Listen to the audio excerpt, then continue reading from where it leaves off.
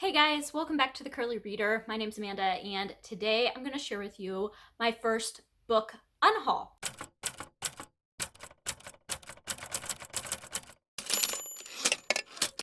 All right, so if you've been around here for a while, you know that I haul books en masse.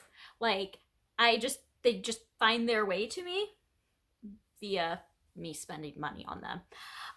But I have never done an official book unhaul. I typically don't get rid of a lot of my books, but since I have so many books coming in recently, like over the last year, I have realized that I now have no more space on my shelves.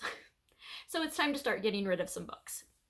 So these are all books that I have either read and they were just okay, or they are books that I DNF'd. They're books that I'm no longer interested in.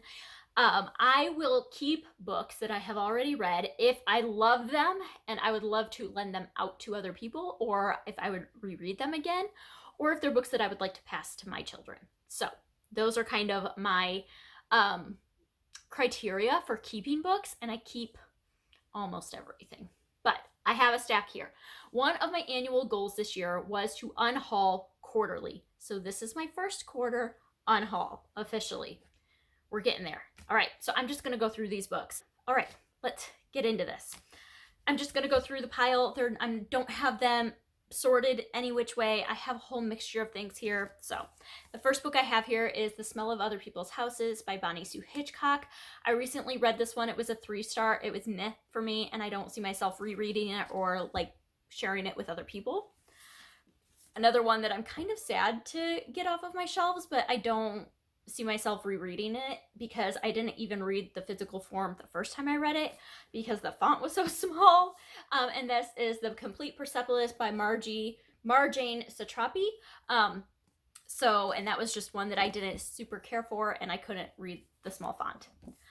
All right, another one that I'm kicking myself for even purchasing in the first place, because I ended up DNFing it, was The 7.5 Deaths of Evelyn Hardcastle by Stuart Turton. This is just one that I ended up DNFing at like 30%, and I have zero intention of ever picking it up again. So that one's out. This one, The Readers of Broken Wheel recommend. I may come back to this at some point, but if I do, it will be via audio, and so I don't feel the need to keep this one on my shelves anymore. Another one that I know a lot of people are going to be sad that I'm getting rid of, and this is The Forgotten Garden by Kate Morton. It has a tab on it, probably because of my son. I tried this one. It was too confusing for me. I don't really ever see myself getting back to it. There's no audiobook that's readily available to me, and I have other books that I can spend my time on. All right, so those are books that I have read. I'm trying to think if there's any other ones.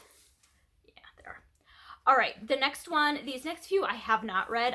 I'm not super interested in them anymore. The first one is The Air Affair by Jasper Fforde. I've heard mixed things about this. Some people adore this series. Some people are meh about it. It's just one that in the grand scheme of things, I don't see myself picking it up anytime in the near future. And if I did, it would be on audio anyway. All right, I have this book that I think we got from like a giveaway through the library system with the schools or something. I don't know how this came into my house, but I have no idea what it is, and I have no desire to read it. It's called Hideout by Watt Key. No idea, but it needs to go away. All right, I have The Promised Neverland. This is a manga by Caillou Shari. I have no idea. But I ended up purchasing this one because I wanted to read the series, but I ended up not really liking it that much. So I'm going to get rid of that one. All right. Another one that I read that was just okay for me, and I would pass this on to somebody else, but I can do that through the thrift store or a little free library or, whatever. And that is The Forgotten Seamstress by Liz Trenau. So yeah, this was a 3-star read for me, but I don't see myself rereading it. One that I got from the thrift store that is a well-loved fantasy, but I know from my personal taste, I'm probably not going to enjoy it the way other people do, and that's Nevernight by Jay Kristoff, so I'm just going to get rid of that one. I have other fantasy books that if I'm in the mood for that, I will pick those up instead. Another one that I have here is Clean Getaway by Nick Stone. This was not my favorite book, and I know a lot of people really, really love this book, but it just wasn't for me, and so I don't feel the need to keep it on my shelves. That's a middle grade book. Another middle grade book that I have here is Paper Wishes by Lois Sepaban. This is a World War II historical fiction about a Japanese girl in an internment camp in the United States, and this was just not my favorite, so that one can go. I have The Bridge Home by Padma Venkatraman. This one is actually well loved. Like, a lot of people really love this one. I personally, it was not my favorite. I found it very problematic, so I'll leave it at that. I just found it problematic, and so I just don't want it. I don't want to keep it. I have Frog Kisser here by Garth Nix. I'm half tempted to keep this one because I love this cover. I think is just adorable, but I've had this for a few years. I've never even been tempted to pick it up. I think it's like a Frog Prince retelling, and yeah, so I don't know. All right, I have The Jumpies by Tracy Baptiste. This was decent, but I'm never going to reread it again. It has to do with Caribbean folklore. It's set in the Caribbean, and it has to do with jumpies, and so I read it, but I don't need it again. I have a vintage copy of Anne of the Island. I ended up with 2 copies of this version, and so I can get rid of one of them. I don't need multiple copies of the exact same version of the book. This one I just recently hauled around Christmas time, and I read the first little bit of it, and it's not for me. This style of romance writing is not for me. Jill Shalvis, Merry and Bright. I think this is like a compilation of 3 different short stories, but it just wasn't for me. All right.